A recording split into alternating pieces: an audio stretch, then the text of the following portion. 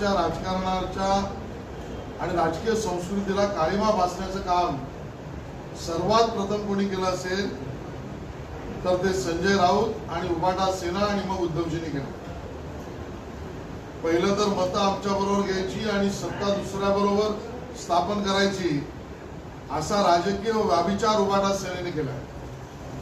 या राजकीय व्याभिचाराचे जनक उबाटा सेना आहे। उद्धवजींनी हे केलेलं महाराष्ट्राच्या राजकीय संस्कृतीचं काळिमा लावण्याचं पाप आहे।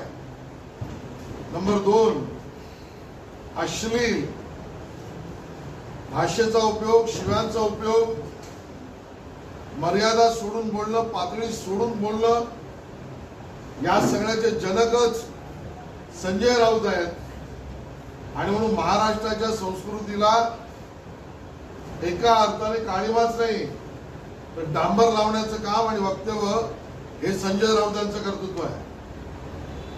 त्यानंतर या निवडणुकांच्या सुरुवात होण्याआधीच हमरी तुमरी तू का मी या पद्धतीच्या भाषेची उपयोगिता हे उद्धवजींनी करून महाराष्ट्राचं प्रगल्भत्व जे राज्याचं देशाला माहित होतं त्यामध्ये प्रश्नचिन्ह निर्माण केलेलं आहे।